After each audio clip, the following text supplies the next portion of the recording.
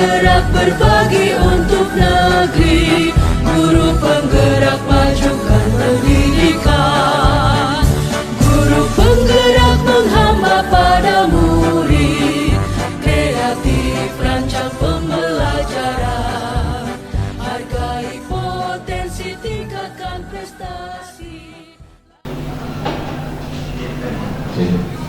Assalamualaikum warahmatullahi wabarakatuh. Alhamdulillah, kita panjatkan puji syukur kepada Allah Subhanahu wa taala. Semangat siang ini kita bisa berkumpul dalam kegiatan diseminasi oleh calon guru penggerak, yaitu Ibu Widuri dan saya sendiri, saya Akbar. Dalam hal ini topik yang akan kita diseminasikan adalah tentang budaya positif. Baik, supaya tidak berlama-lama, kita dengarkan paparan tentang budaya positif. Yang pertama akan disampaikan oleh Ibu Widuri ST. Silakan.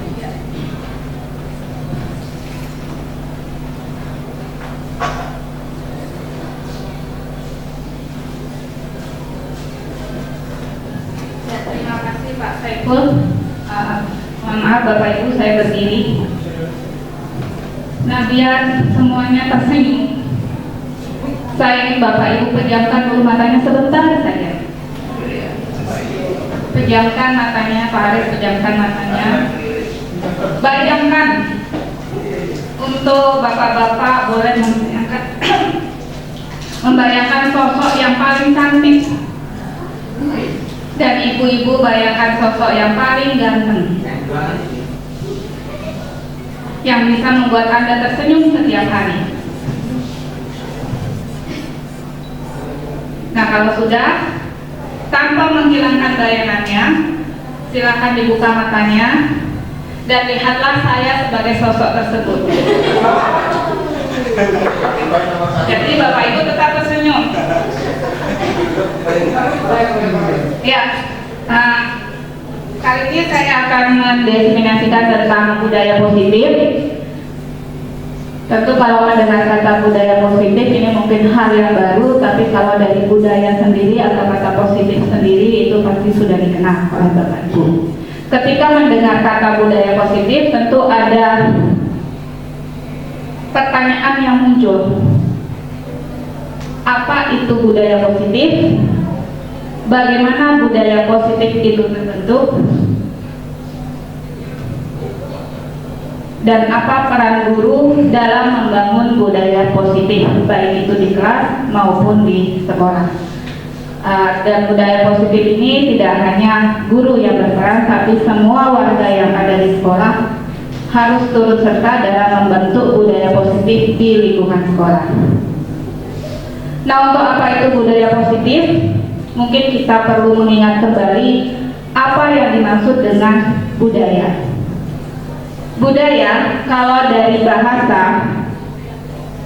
itu ada dua. Yang pertama dari bahasa Sanskerta, yang kedua dari bahasa Inggris.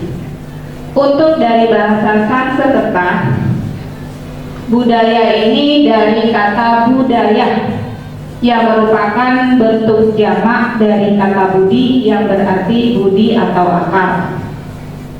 Sedangkan kalau dalam bahasa Inggris, budaya itu adalah kultur yang disarap dari bahasa Latin coller, yang artinya mengolah atau mengerjakan. Dengan demikian, budaya bisa kita artikan sebagai pola atau cara hidup yang berkembang oleh sekelompok orang, kemudian diturunkan pada generasi selanjutnya. Berarti budaya itu bersifat dinamis dan terus berkembang. Nah, untuk budaya positif, karena ini lahir dari sekumpulan orang, kebiasaan sehari-hari. Kalau positif itu berarti hal yang baik-baik, maka budaya positif bisa diartikan sebagai karakter-karakter baik yang lahir dari kebiasaan-kebiasaan baik yang dilakukan sehari-hari. Di sini ada karakter, kebiasaan, dan sehari-hari. Artinya budaya positif itu harus ada dalam kehidupan kita sehari-hari dan menjadi suatu pembiasaan. Nah, karakter baik yang dimaksud di sini itu sesuai dengan karakter yang diharapkan dalam pendidikan, yaitu profil pelajar Pancasila. Berarti di sini ada 6 karakter baik yang harus dimiliki bukan hanya oleh siswa tapi oleh guru dan juga warga sekolah yang lain. Nah, budaya positif di lingkungan sekolah maupun di lingkungan kelas itu memerlukan satu hal supaya bisa berkembang dengan baik, yaitu lingkungan yang positif. Lingkungan yang positif itu merupakan lingkungan yang aman dan nyaman. Aman dan nyaman bagi seluruh warga sekolah. Kalau bagi siswa, siswanya aman untuk belajar, aman ketika dia melakukan kesalahan kemudian belajar lagi. Maksudnya di sini kesalahan di sini bukan berarti kesalahan atau tindakan yang fatal. Kalau sudah ada aman, berarti siswa berani mencoba. Dia tidak takut untuk mendapatkan hasil yang salah. Karena selama ini kita melihat anak-anak itu kalau disuruh sesuatu takut salah. Nah, berarti tidak ada lingkungan yang positif. Kalau rasa takut salahnya itu sudah tidak ada, berarti sudah ada lingkungan yang positif.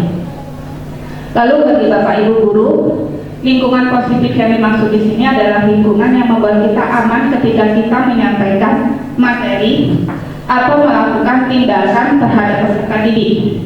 Tidak ada ancaman hukuman berdasarkan undang-undang. Nah, untuk lingkungan yang positif ini membutuhkan dukungan dari seluruh warga sekolah, baik itu kepala sekolah, guru, peserta didik, tenaga kependidikan, dan juga orang tua. Dukungan seperti apa yang dibutuhkan?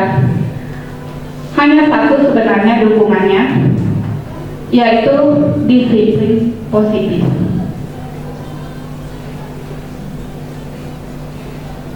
Disiplin positif di sini berarti menghargai diri sendiri, yaitu ada belajar mengontrol diri, menggali potensi yang kita miliki agar tercapai tujuan mulia, yaitu menjadi seseorang yang kita inginkan berdasarkan nilai-nilai yang kita hargai, atau dikenal dengan istilah motivasi intrinsik. Nah, disiplin positif ini baru bisa terbentuk kalau sudah ada motivasi dari dalam diri peserta didik itu sendiri maupun dari dalam diri Bapak Ibu guru semua. Kalau sudah ada motivasi untuk melakukan perubahan untuk menjadi yang lebih baik sesuai nilai-nilai yang kita hargai, maka kita sudah menciptakan disiplin positif pada diri kita sendiri. Kalau sudah melakukan disiplin positif, kita bisa menciptakan lingkungan yang positif.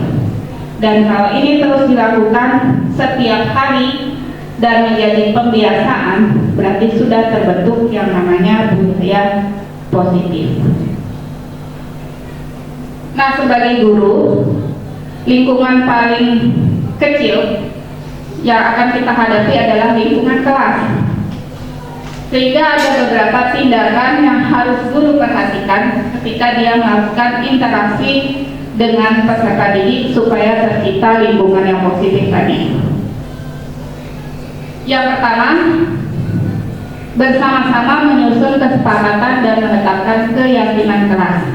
Berarti di sini kita sebagai guru harus bersama-sama dengan peserta didik kita menentukan apa yang boleh, apa yang tidak boleh dilakukan selama proses pembelajaran. Biarkan mereka menyampaikan pendapatnya. Jadi bukan kita yang menentukan harus begini atau harus begitu, tapi biarkan mereka sendiri mengungkapkan apa yang mereka inginkan. Yang kedua adalah merubah tindakan hukuman menjadi konsekuensi atau restitusi. Jadi kita tidak lagi melakukan hukuman ketika peserta didik melakukan kesalahan, tapi yakinkan suatu konsekuensi kalau dia melakukan kesalahan tersebut. Lebih bagus lagi kalau kita bisa melakukan restitusi. Yang ketiga, merubah posisi kontrol kita sebagai guru dari penghukum atau pembuat merasa bersalah menjadi teman, pemantau, atau manajer. Misalnya seperti ini, siswanya Pak Said lupa mengerjakan PR, langsung disuruh berdiri di depan kelas. Itu adalah penghukum. Itu yang harus kita rubah. Mungkin Pak Said bisa bertanya dulu, kenapa dia lupa mengerjakan PR? Nah, kalau tidak langsung dihukum, anak-anak sudah bisa merasa nyaman. Nah, itu yang perlu kita rubah. Walaupun bukan berarti menghukum tidak diperbolehkan, boleh apabila sudah melewati batas kewajaran. Yang keempat, melaksanakan segitiga restitusi, dimulai dari menstabilkan identitas, kemudian memvalidasi kebiasaan yang salah, dan yang terakhir seek the belief, itu berarti mencari atau menekankan keyakinannya. Dan ini itu adalah langkah tertinggi yang bisa kita lakukan. Nanti seperti apa metodenya akan dijelaskan oleh Pak Saiful Anwar. Nah, untuk melakukan keempatnya ini tentu kita tidak bisa melakukannya sendiri. Tidak bisa hanya Pak Rifai sendiri, atau Bu Fitra sendiri, Pak Haris sendiri, Bu Halimatus Hadiah sendiri, tidak bisa seperti itu. Harus ada kolaborasi dengan teman sejawat atau guru-guru lainnya. Karena kita di SMK itu bukan guru kelas, yang mengajar satu kelas itu bukan satu orang guru, tapi ada beberapa orang guru. Kalau misalnya Pak Haris saja yang menekankan seperti ini, tapi guru-guru lain yang mengajar di kelas tersebut tidak melakukan hal yang sama, maka lingkungan yang positif itu tidak akan bisa terbentuk. Jadi perlu kolaborasi dengan semua rekan sejawat. Dan yang kedua yang harus diperhatikan, karena ini perubahan itu bukan hal yang instan, bisa terjadi tiba-tiba, itu butuh proses. Maka ketika kita melakukan keempat-empatnya ini, harus dilakukan dengan kontinu atau terus menerus, bukan hanya sekali ini saja. Nah, ini adalah salah satu contoh dari implementasi budaya positif. Langkah yang pertama, menyusun kesepakatan kelas dan menetapkan keyakinan kelas bersama peserta didik. Di gambar yang pertama, itu anak-anak menentukan sendiri apa yang mereka inginkan. Berikan kesempatan kepada peserta didik untuk menyampaikan pendapat tentang peraturan yang perlu disepakati bersama. Terserah dia mau tulis apa saja, silakan. Nanti setelah semuanya mengemukakan pendapat, kita sebagai guru itulah yang akan meninjau, memilah, dan bersama-sama nanti menetapkan mana yang akan menjadi keyakinan dan kesepakatan kelas. Dan ini pun jangan dilakukan sendiri. Kita bisa mengajak wali kelas atau rekan guru yang lain supaya perilaku yang kita tetapkan di sini tidak hanya berlaku pada jam pelajaran tertentu saja, tapi untuk semua jam pelajaran yang dihadapi oleh siswa-siswa di kelas tersebut. Nah, setelah kita menetapkan kesepakatan dan keyakinan, tidak berhenti sampai di sini. Harus selalu dilakukan sosialisasi. Harus terus disampaikan kepada peserta didik apa yang sudah mereka tetapkan bersama. Caranya bisa dengan membuat pamflet. Nah, ini biar ada keterlibatan siswa. Setelah keyakinan dan kesepakatan itu kita sepakati bersama, biarkan siswa yang membuatnya dalam bentuk tulisan, terserah mau dibuat seindah apa. Nah, tinggal nanti minta salah satu siswa atau bisa ketua kelasnya untuk membacakan apa yang sudah disepakati bersama. Boleh dilakukan di awal pembelajaran setiap harinya, supaya itu meresap di dalam pikiran anak-anak. Sama seperti kalau kita naik pesawat terbang, walaupun kita sudah hafal, tetap pramugarinya kasih tahu cara-cara keselamatan. Nah, sama seperti itu. Walaupun mereka sudah tahu keyakinan dan kesepakatan kelas yang mereka tentukan bersama, ini tetap harus disampaikan. Nah, setelah mensosialisasikan, yang terpenting adalah mengimplementasikannya. Nah, untuk mengimplementasikan, tentu kita tidak bisa mengharapkan perubahan yang drastis. Perubahan itu bisa terjadi secara perlahan. Sekecil apapun perubahan itu sudah merupakan nilai positif. Contohnya di sini berpakaian rapi. Awalnya nggak ada satupun yang memasukkan pakaiannya, tapi setelah ada kesepakatan kelas, mulai pakaiannya dimasukkan, walaupun sabuknya masih belang-belang. Ada yang pakai sabuk, ada yang tidak, ada yang sabuknya hitam, ada yang sabuknya coklat. Tidak apa-apa, berubah sedikit demi sedikit. Terus menjaga kebersihan kelas.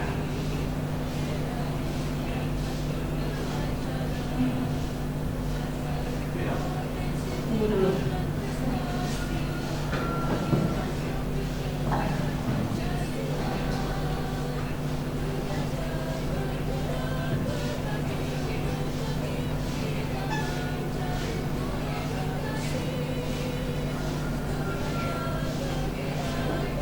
Disampaikan selain utuhnya saja.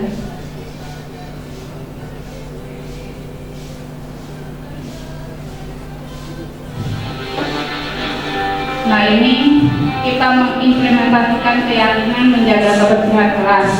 Bisa dibiasakan kepada siswa-siswanya untuk membersihkan kelas sebelum pulang. Mungkin nggak seluruhnya, beberapa orang anak bergantian, nggak apa-apa.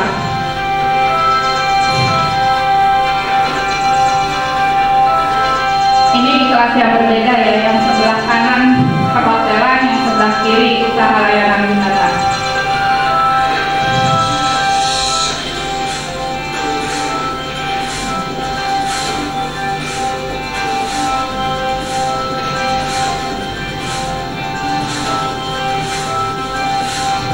Nah, ini yang perlu kita biasakan kepada anak-anak. Hal-hal kecil yang akan memberikan perubahan-perubahan yang positif. Mulai dari berpakaian rapi, itu kan hal yang kecil. Menjaga kebersihan kelas juga merupakan hal yang kecil. Tapi kalau dilakukan secara terus-menerus menjadi suatu kebiasaan, maka itu akan menjadi suatu budaya yang positif di lingkungan kelas maupun di lingkungan sekolah. Nah, ini adalah salah satu dari 4 tindakan tadi. Untuk tindakan yang lainnya, seperti merubah posisi kontrol kita dari menghukum menjadi teman, pemantau, atau manajer, bahkan melakukan segitiga restitusi, akan dijelaskan oleh Pak Saiful Akbar.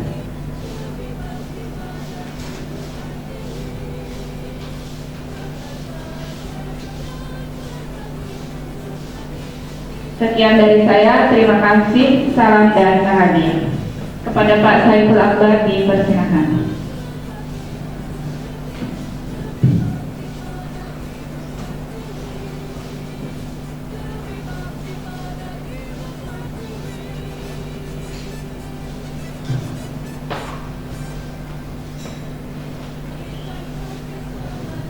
Kalau nanti ada pertanyaan dipending dulu, setelah paparan dari Pak Saiful Akbar akan ada kesempatan bagi Bapak Ibu guru untuk bertanya. Terima kasih.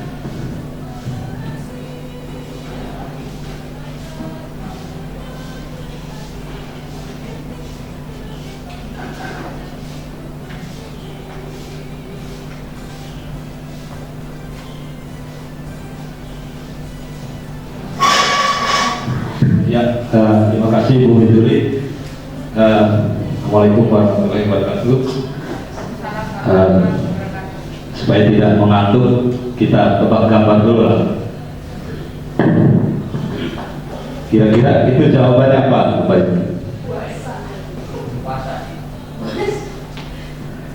Ya.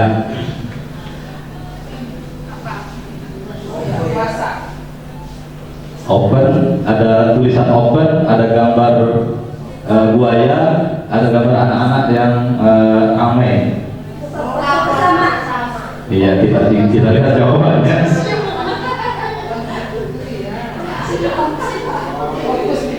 Iya. Ya, sekali lagi ya, biar ini. Sekali lagi. Nah, ini ada gambar paha ayam, ada gambar api, ada gambar itu madu. Ya, kira-kira apa?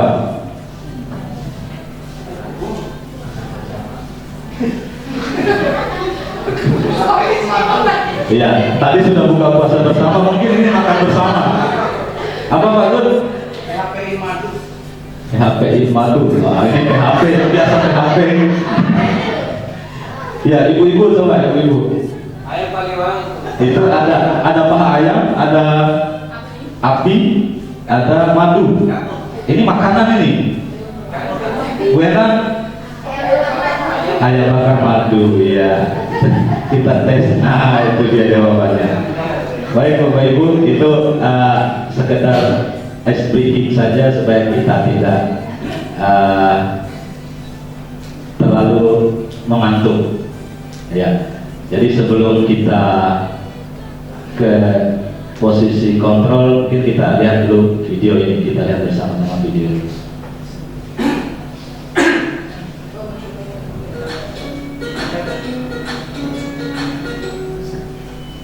Salam bahagia Ibu dan Bapak Guru hebat. Dalam penerapan disiplin positif restitusi, salah satu program yang dikembangkan adalah 5 posisi kontrol. 5 posisi kontrol dalam restitusi adalah proses perjalanan seorang pendidik agar dapat mengenali dirinya. Pada video kali ini, kita akan membahas tentang 5 posisi kontrol yang dikembangkan oleh Diane Dawson dan contoh penerapannya.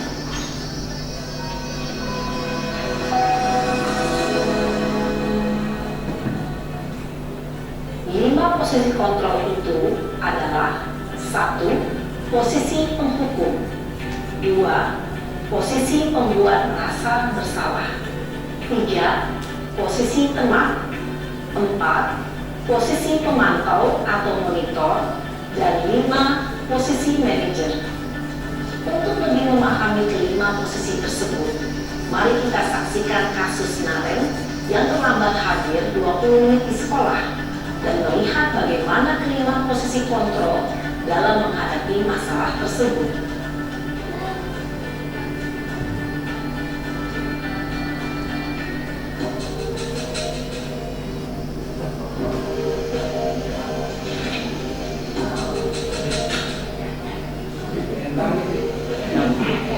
Naren! Sini kamu! Selamat pagi Bu. Selalu terlambat. Kamu deh, pasti terlambat. Maaf Bu, saya Apa? Apa coba?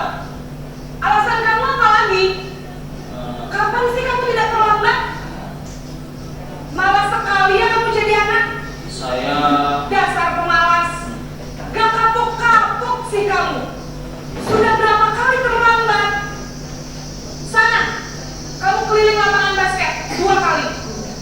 kenapa saya harus ke lapangan basket Bu? Kenapa? Kamu melawan ibu. Berani-berani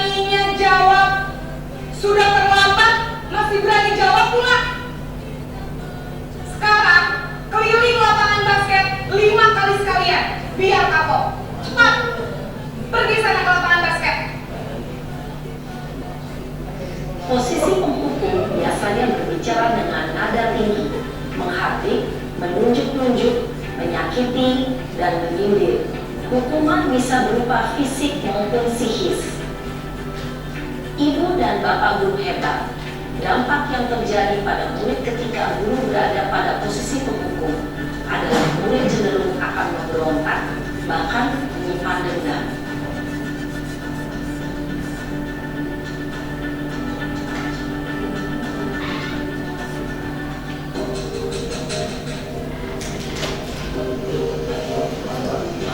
Masih dengan tokoh yang sama, tapi penanganannya yang berbeda. Kita lihat.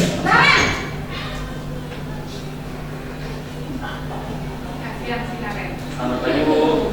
Naren, kamu kenapa terlambat lagi, nak? Ya Tuhan, Naren, kamu senang ya bikin ibu susah ya? Kalau kamu terlambat lagi, nanti ibu yang ditegur sama kepala sekolah, nak. Disangka ibu tidak bisa membina kamu. Duh, gimana ini? Maaf Bu. Duh, Gusti Naren, kamu suka ya kalau ibu ditegur bapak kepala sekolah? Terus, sekarang ibu harus tulis apa ini di buku absen? Ini kamu sudah sering terlambat loh. Ibu harus apa coba? Maaf Bu. Maaf sekali. Ya sudah, lain kali jangan bikin ibu susah lagi ya, nak ya. Ibu tidak akan kuat lagi kalau kamu begini terus. Bisa jantungan kalau ibu tegur bapak kepala sekolah. Sana cepat ke kelas. Maaf ya Bu. Maaf sekali. Posisi pembuat rasa bersalah berbicara dengan nada tenang, cenderung lembut. Namun kata-kata yang diutarakan membuat murid merasa menjadi orang yang gagal, memandang buruk dirinya sendiri, merasa tidak berharga, dan tidak sanggup membahagiakan orang lain. Ketika guru mengambil posisi pembuat rasa bersalah, murid akan menganggap dirinya yang bersalah dan ia akan menyimpan emosi negatif tersebut di dalam dirinya. Ya, selanjutnya posisi kontrol teman. Ini mungkin banyak juga yang kita lakukan.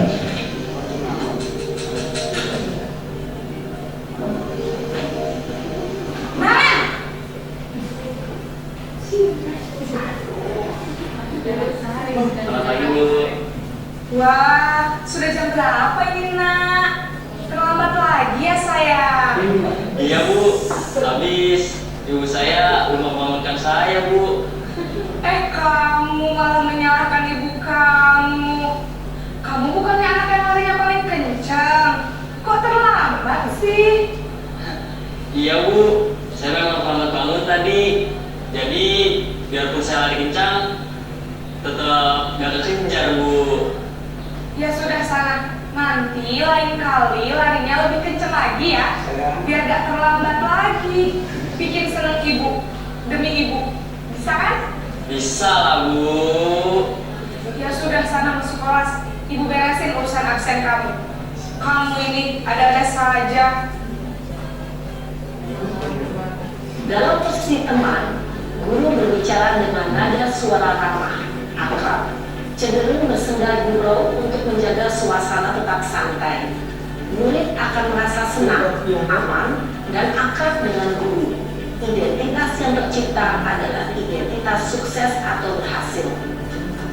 Namun, perlu diingat, karena ini masih dorongan eksternal, maka ada faktor ketergantungan dari murid kepada orang tertentu. Di sini, guru absennya, sehingga di lain waktu, murid bisa berperilaku baik, namun hanya kepada orang-orang tertentu saja.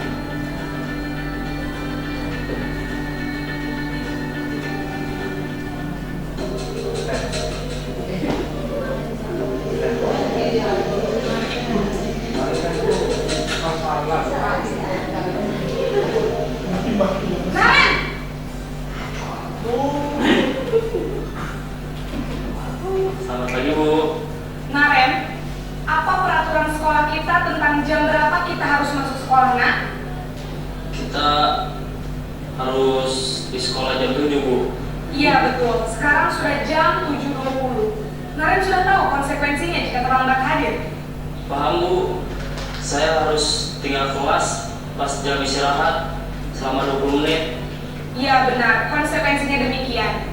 Jadi nanti jam 9.30 pas istirahat, kamu harus tinggal di kelas, kerjakan tugas tambahan untuk ketertinggalan kamu, ya? Baik Bu. Posisi pemantau mengandalkan penghitungan atau data untuk mengontrol murid. Guru mengarahkan murid berdasarkan peraturan dan konsekuensi. Seorang pemantau menunjukkan bahasa tubuh dan ekspresi wajah yang datar dan cenderung formal.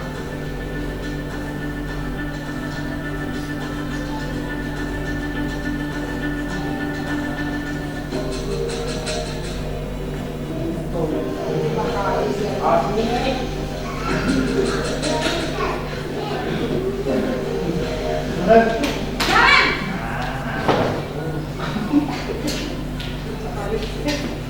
Selamat pagi Bu. Selamat pagi Naren. Maaf Bu, saya terlambat. Iya, sekolah masuknya jam 7, sekarang sudah jam 7.20. Jadi sekarang bagaimana ini Naren? Maaf Bu, saya lupa setel alarm saya semalam. Baiklah, menurut kamu, keyakinan sekolah yang mana yang perlu kamu tingkatkan? Menghargai diri sendiri dan orang lain mungkin ya Bu. Setuju. Jadi, apakah Naren meyakini prinsip saling menghormati tersebut? Iya Bu, saya meyakininya. Apakah Naren bersedia memperbaiki masalah keterlambatan ini? Bersedia Bu. Bagaimana kamu akan perbaiki masalah keterlambatan ini? Saya akan coba untuk tidak lupa menyetel alarm saya Bu. Baik, kalau Naren lupa menyetel alarm di rumah, ada orang yang kira-kira bisa bantu mengingatkan tidak? Ada Bu, kakak saya, Kak Emma. Ada lagi selain Kak Emma? Selain Kak Emma, ada ibu saya. Baik, jadi yang mengingatkan Naren adalah Kak Emma dan ibu kamu ya? Kira-kira akan mulai setel alarm kapan nih Naren? Setelah pulang sekolah, akan segera saya lakukan. Baik, jadi Naren akan setel alarm untuk bangun besok pagi dan akan diingatkan oleh kakak dan ibunda Naren ya. Ada lagi yang mungkin perlu dilakukan Naren agar tidak terlambat bangun lagi? Tidak ada Bu. Baik Naren, terima kasih untuk kerjasama kamu. Sekarang kamu perlu kembali ke kelas untuk belajar. Baik Bu, terima kasih. Posisi manajer adalah posisi kontrol yang disarankan untuk membimbing murid memiliki sikap disiplin yang positif, yaitu murid yang mandiri, bertanggung jawab, dan dapat memecahkan masalah.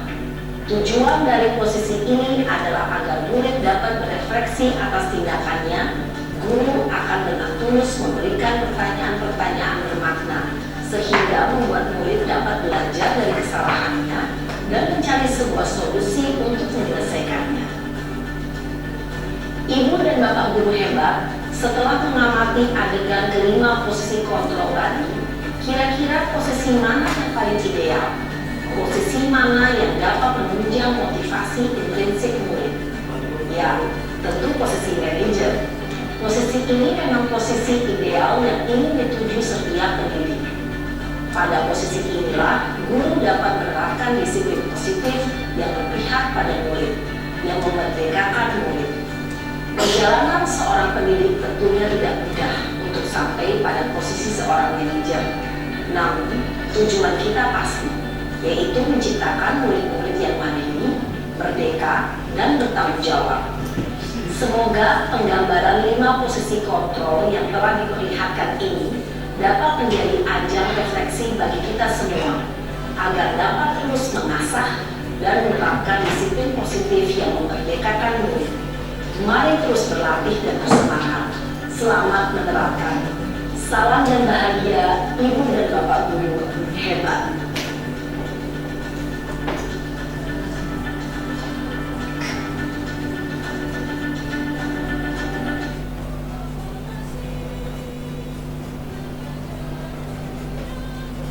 Iya, baik Bapak Ibu, setelah kita perhatikan video tadi, nonton video tadi dengan bersama, terutama 5 posisi kontrol ini mungkin selama ini tanpa disadari kita sudah melaksanakannya gitu.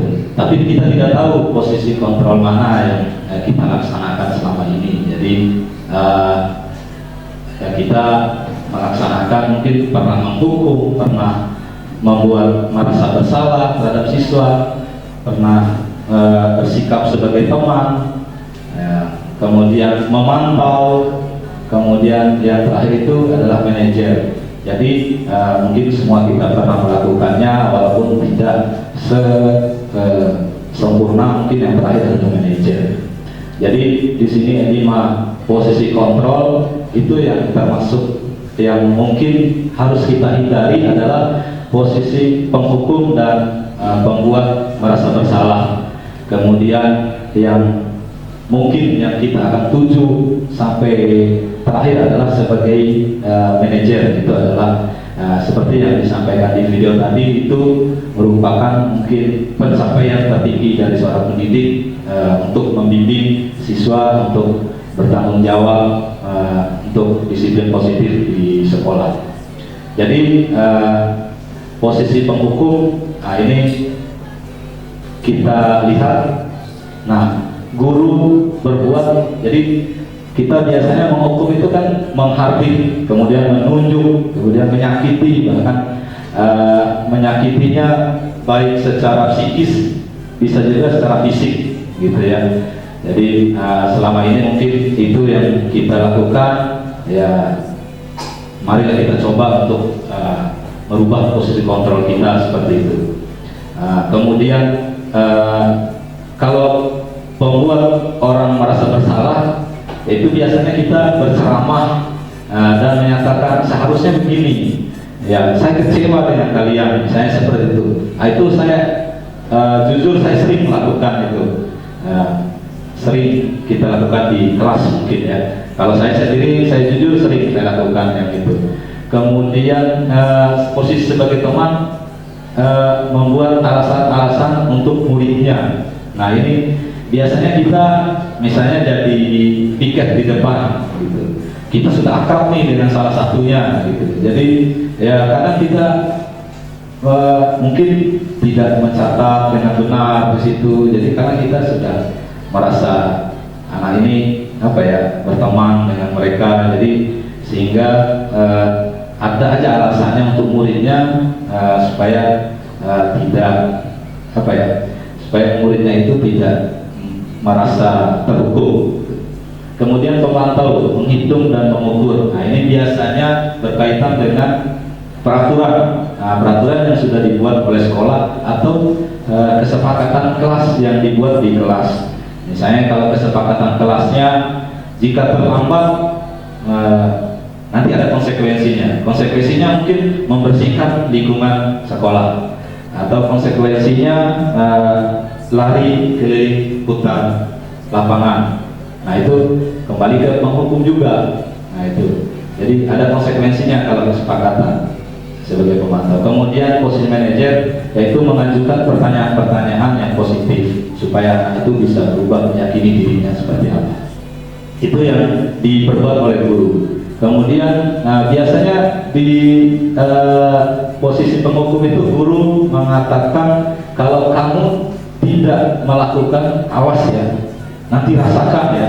Nah seperti itu, iya kan? Iya kan Bapak Ibu? Iya. Kemudian kalau membuat orang merasa bersalah, nah kamu seharusnya kamu sudah tahu ibu apa itu lelah sekali mengatakan ibu, menyatakannya ibu jadi stres. Jadi anak-anak tuh merasa bersalah, aduh saya bikin ibu guru saya yang selalu perhatikan saya ini jadi stres, jadi ya itu seperti yang dikatakan gurunya. Mungkin itu kalau pembuat merasa bersalah. Kemudian di posisi teman, biasanya guru tuh ayo lakukan demi ibu atau lakukan demi bapak. Nah itu. Kemudian masa kamu tidak mau, ingat tidak ibu pernah bantu, atau ingat tidak bapak pernah bantu. Jadi biasanya anak-anak di sini ketergantungan ya, ketergantungan sama guru tersebut. Gitu. Jadi itu kalau posisi teman. Kalau sebagai posisi pemantau tadi seperti yang disampaikan, jadi lebih melihat data peraturan dan sebagainya. Jadi ini lebih apa ya? Lebih kelihatan tegas, lebih formal lah ininya, karena dia memiliki data yang untuk dipantau, itu yang ditunjukkan bahwa ini salah dan sebagainya. Kemudian posisi manajer, guru berkata apa yang kita yakini, jadi ditanya dulu yakini, keyakinannya, ya keyakinannya mungkin tanggung jawab, kemudian apa namanya, sorry lupa tuh, tanggung jawab dan sebagainya. Kemudian apa yang bisa kau kerjakan untuk memperbaiki masalah ini. Jadi kita tanyakan yang bisa dia lakukan untuk memperbaiki kesalahannya. Itu adalah motivasi guru berkata. Kemudian hasilnya, nah jika posisi kontrol sebagai penghukum, ya hasilnya murid memberontak, menyalahkan orang lain dan berbohong. Nah, itu dia seperti itu murid. Kemudian membuat orang merasa bersalah, menyembunyikan atau menyangkal dan berbohong. Kemudian selanjutnya sebagai teman, ya ketergantungan. Tadi murid itu sudah ada Pak Guru ini yang membela saya, itu seperti itu. Jadi ketergantungannya seperti itu. Kemudian pemantau, ya jadi dia bisa menyesuaikan diri bila diawasi. Ya jadi ketika rasa bersalah dia langsung akan menyesuaikan dirinya. Kalau manajer, hasilnya akan menguatkan pribadi murid tersebut. Kemudian selanjutnya kaitan dengan dunia berkualitas. Jadi mata saya udah mulai udah ada tanda-tanda kayaknya. Udah tanda-tanda, udah umur 40 enak. Ya. Ternyata sudah 40 Pak Rifet, berarti Pak Rifet lebih dari saya. Ya. Kalau penghukum, murid meletakkan guru di luar dunia berkualitas. Ya. Jadi guru ini biasanya suka menghukum saja. Gitu. Ya, apalagi kalau dia lihat misalnya gurunya pun sering terlambat misalnya. Nah, seperti itu. Jadi tambah ini siswanya. Dia aja sering terlambat. Ya. Kita aja yang disalahin. Nah, seperti itu sangat apa ya? Berbahaya. Nah, kemudian kalau membuat orang merasa bersalah, murid meletakkan guru di dalam dunia berkualitas. Jadi ya adalah dia lebih menghormat sama gurunya. Ya, seperti itu. Kemudian sebagai teman, murid meletakkan guru sebagai orang yang sangat penting di dunia berkualitas, karena dia sangat dekat dengan gurunya tersebut. Gitu ya. Kemudian pemantau, murid meletakkan guru peraturan dan hukum di dunia berkualitas. Dan manajer, murid meletakkan dirinya sebagai individu yang positif dalam dunia yang berkualitas. Nah itu jika berada di posisi pengontrol. Kemudian murid berkata, ya tadi sebagai penghukum,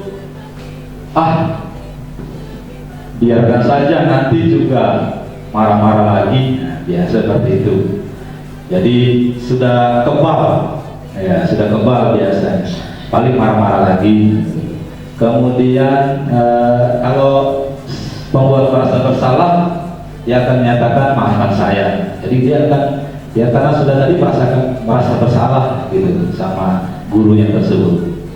Kemudian sebagai teman, saya pikir Bapak Ibu teman saya ternyata begitu. Jadi mungkin ketika dia dikecewakan, jadi ada apa ya, dia akan berkata ternyata begitu. Nah, seperti itu. Jadi tidak semua bisa dikontrol dengan sebagai teman. Kemudian sebagai pemantau, berapa banyak bintang yang saya harus peroleh, berapa apa itu, kelihatan duit, berapa halaman yang harus saya tulis. Nah itu, bagaimana cara saya bisa memperbaiki keadaan. Masalahnya di sini ternyata bukan mata saya. Jadi dia akan tahu konsekuensinya, ya. Kalau yang pemantau tadi, berapa banyak bintang yang saya harus peroleh. Nah, jika dia berhasil melakukan sesuatu, biasanya kan ada guru SD atau ya guru TK itu akan memberikan bintang, ya itu kalau guru SD atau guru TK biasanya akan dapatkan bintang 3 sampai bintang 5. Kemudian berapa halaman yang harus saya tulis. Nah ini jika kita memantau kemudian ada konsekuensinya menulis, saya tidak akan terlambat lagi, misalnya seperti itu, saya tidak akan terlambat lagi sampai berapa halaman. Nah itu yang akan dipikirkan oleh murid, ya jika di posisi pemantau. Kemudian jika sebagai manajer, nah murid akan bagaimana cara saya bisa memperbaiki keadaan. Seperti tadi di posisi manajer, jadi dia akan mungkin kalau terlambat dia akan tidur lebih cepat, kemudian akan menghidupkan alarm atau meminta bantuan kepada kakaknya dan ibunya untuk membangunkan dia supaya lebih pagi lagi untuk bangun tidur. Kemudian yang terakhir adalah dampak pada murid. Ya, jika menghukum biasanya kalau kita hukum itu pasti dia akan mengulangi lagi kesalahan itu. Iya kan? Ya, dia akan mengulang, paling dihukum lagi besok, udah biasa, paling hukumannya itu juga. Nah, seperti itu. Biasanya gitu tuh siswa tuh. Kemudian kalau pembuat merasa bersalah itu dia akan merasa rendah diri, ya, merasa rendah diri karena saya sudah membuat ibu itu kecewa, membuat bapak itu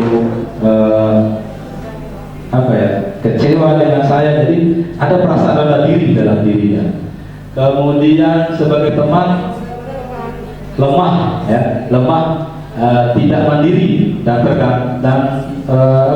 ketergantungan. Jadi dia tidak mandiri lagi karena dia butuh sosok guru yang berteman dengan dia tadi. Ya tidak mandiri. Gitu. Jadi dia bergantung pada ibu gurunya atau bapak gurunya yang berteman dengan dia. Itu sebagai teman. Kemudian sebagai pemantau, menitik beratkan pada sanksi atau hadiah untuk dirinya. Jadi dampak pada murid. Jadi yang dia pikirkan itu hadiah dan sanksi yang akan diperoleh. Kemudian yang terakhir adalah manajer mengevaluasi diri, bagaimana cara memperbaiki diri. Jadi yaitu tadi seperti yang di video tadi, ya, dia akan memperbaiki dirinya, ya, merefleksi dirinya, apa sih, kenapa saya sering terlambat, itu bagian refleksinya, seperti itu ya Bapak Ibu. Selanjutnya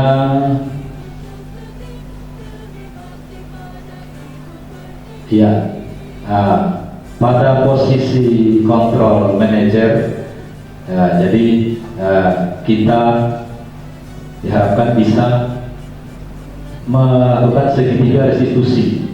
Ya, yang pertama itu menstabilkan identitas. Ya, jadi kita akan melihat dulu menstabilkan. Jadi kita berbicara dengan mereka. Kalau hal seperti ini bukan kamu saja yang pernah melakukan, atau Pak Guru pernah melakukan hal seperti itu. Ya, jadi seperti itu. Jadi seperti itu mungkin ada kata-kata, setiap orang pasti pernah melakukan kesalahan. Ya, kamu bukan satu-satunya yang melakukan kesalahan ini. Seperti itu. Kemudian ke validasi kebutuhan. Yang kedua, kita tanyakan alasannya kenapa dia melakukan kesalahan tersebut, ya. Kenapa dia terlambat.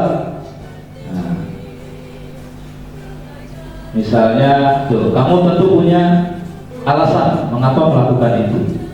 Nah, jadi ada alasannya. Jadi tidak kita langsung membantah, gitu. Tidak kita langsung tidak mendengarkan apa sih yang menjadi alasannya mereka.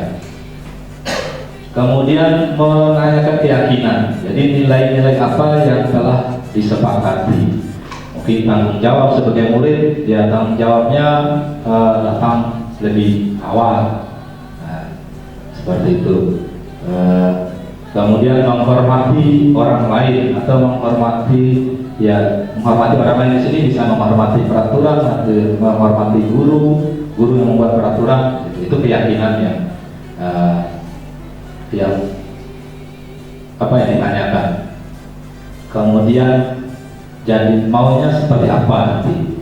Nah, ya solusinya itu ditanyakan kepada siswa tersebut. Ya, solusi supaya bisa mereka tahu sendiri apa sih solusi yang diinginkan oleh dia supaya untuk menghindari kesalahan yang dibuat sebelumnya. Jadi itu dari segitiga institusi. Mungkin contohnya misalnya siswanya Pak Heri dan Pak Ruslan gitu ya. Olahraga itu saya lihat tuh sering mereka tuh tidak menggunakan celana olahraga. Nah, itu sering kita lihat di sini. Ya, jadi itu mungkin nanti kita coba tanyakan. Nah, kenapa Pak Guru juga, kita mulai dari yang ini, menstabilkan identitas. Nah, misalnya Pak Ruslan, Pak Guru juga waktu SMA juga pernah kayak gini ya, tapi Pak Guru bisa merubahnya, misalnya seperti itu. Jadi kita menstabilkan dulu supaya mereka tidak merasa merasa terhukum atau merasa disalahkan seperti itu. Jadi kita mencoba memberi dulu atau menstabilkan dulu identitas mereka bahwa tidak hanya mereka yang melakukan itu. Jadi semua orang mungkin pernah melakukan kesalahan. Ya, mungkin salah satu kesalahannya seperti itu. Nah, itu. Yang pertama kita coba seperti itu. Kemudian validasi kebutuhannya. Ya. Kita tanyakan, kenapa sih tidak mengenakan celana olahraga, padahal kalau kamu mengenakan celana sekolah ini itu tidak nyaman untuk olahraga, ya tidak nyaman. Jadi mungkin takut robek atau apa kalau lagi main bola, lagi lari gitu. Nah itu kita tanyakan kenapa, alasannya kenapa. Mungkin kita dengarkan, mungkin kemarin kehujanan atau lupa dicuci, biasanya seperti itu. Atau kemarin saya pakai main sehingga kotor, jadi saya malu untuk membawanya ke sekolah. Nah, gitu. Kemudian selanjutnya kita menanyakan keyakinannya. Ya, jadi keyakinan dia apa? Gitu. Tanggung jawabnya, mungkin kemudian menghormati orang lain, seperti itu. Jadi, nah itu kemudian kita tanyakan terakhir itu apa yang bisa dia lakukan supaya tidak mengulangi lagi kesalahannya, ya. Nah misalnya gimana sih supaya kamu tetap mengenakan baju olahraga. Jadi mungkin dia akan menjawab, saya akan mempersiapkan sehari sebelumnya, seperti itu. Saya tidak akan bermain dengan celana olahraga saya ketika keesokannya ada jam olahraga, seperti itu. Jadi dia harus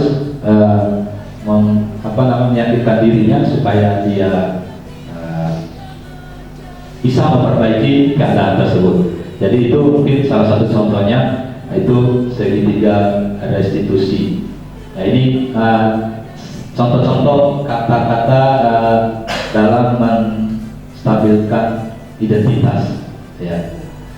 Berbuat salah itu hal yang manusiawi. Ya. Tidak ada manusia yang sempurna. Jadi itu contoh-contoh kata-katanya yang kita mulai dari awal kita melakukan menstabilkan identitas. Bapak juga pernah buat salah. Kemudian kita pasti bisa menyelesaikan permasalahan ini. Kemudian Bapak Ibu tidak tertarik untuk mencari tahu siapa yang benar, siapa yang salah, tapi lebih tertarik untuk menyelesaikan masalah ini. Nah, jadi seperti itu beberapa kata-katanya. Kemudian kalau kamu menyalahkan dirimu sendiri terus-menerus, apa kamu bersikap baik pada dirimu sendiri? Nah, itu beberapa contoh perkataan guru yang pada saat menstabilkan identitas. Kemudian pada saat validasi kebutuhan, ya, jadi di sini membuat murid menggali kebutuhan dasar yang ingin dipenuhi ketika melakukan kesalahan itu. Kemudian pada dasarnya setiap tindakan manusia tujuannya adalah memenuhi basic needs. Ya. Ya, kemudian gurunya biasa berkata, kamu bisa saja melakukan hal yang lebih buruk, tapi kamu tidak melakukannya, kan? Seperti itu. Ya, kamu bisa punya alasan kenapa melakukannya. Jadi itu beberapa kata-kata yang disampaikan guru ketika validasi kebutuhan. Kemudian yang terakhir itu menanyakan keyakinan. Ya, jadi guru berkata, apa nilai yang kita percaya di kelas atau di sekolah kita? Kemudian nilai-nilai universal apa saja yang telah kita sepakati? Kelas yang ideal itu seperti apa sih? Kamu ingin jadi anak seperti apa? Ya, jadi itu. Kemudian apa yang kamu rasakan ketika kamu melakukan ini? Kamu menjadi orang yang seperti apa? Jadi itu menanyakan keyakinannya. Jadi sehingga siswa itu lebih percaya diri untuk memperbaiki kesalahannya dengan keyakinan yang dia miliki. Ya, terima kasih. Mungkin itu saja yang bisa saya sampaikan. Selanjutnya mungkin ada yang ingin ditanyakan, Bapak Ibu.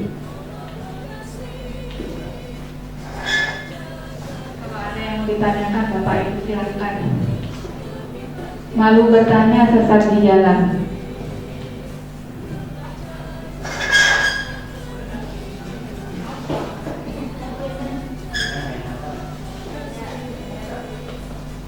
Atau saya yang bertanya? Kalau tadi dari 5 posisi kontrol, kira-kira yang mana yang paling banyak Bapak Ibu lakukan selama ini?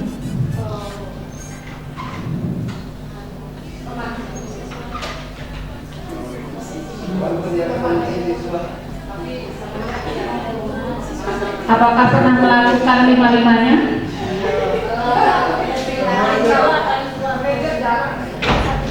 Ya, paling manajer posisinya ketika kita, kenapa kamu begitu?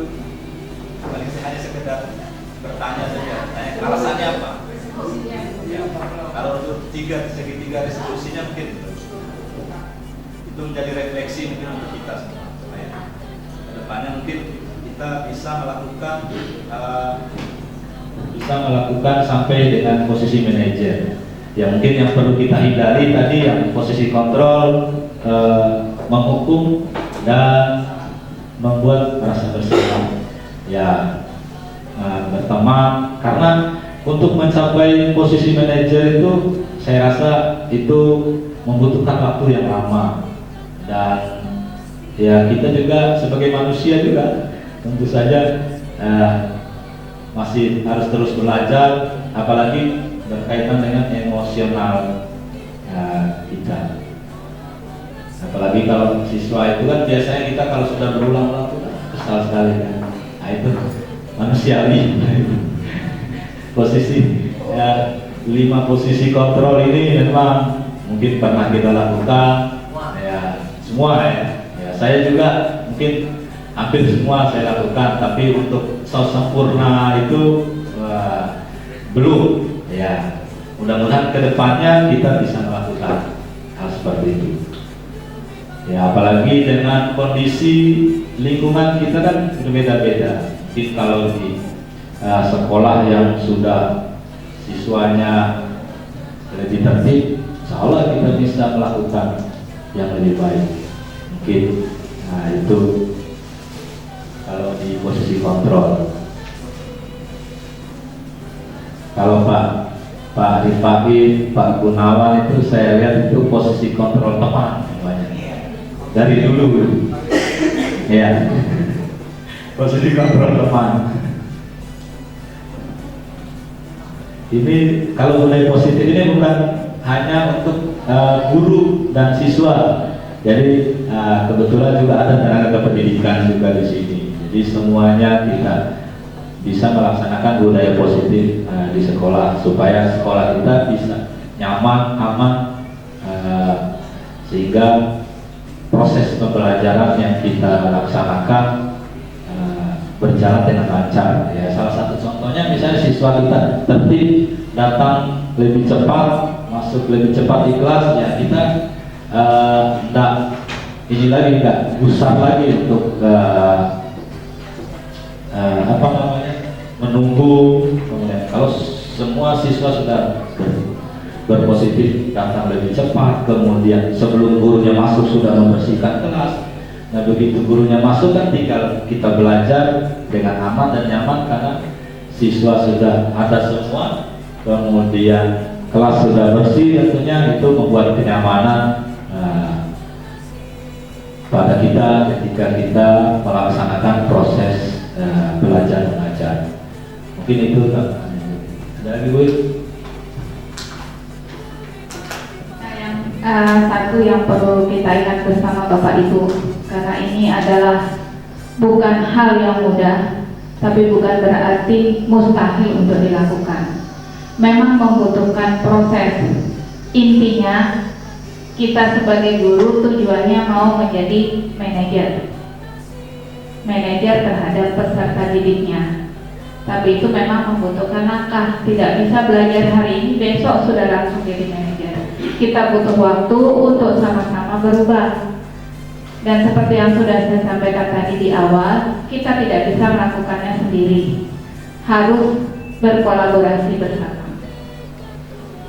Karena seperti tadi yang namanya budaya positif itu sekelompok orang. Berarti bukan satu atau dua orang.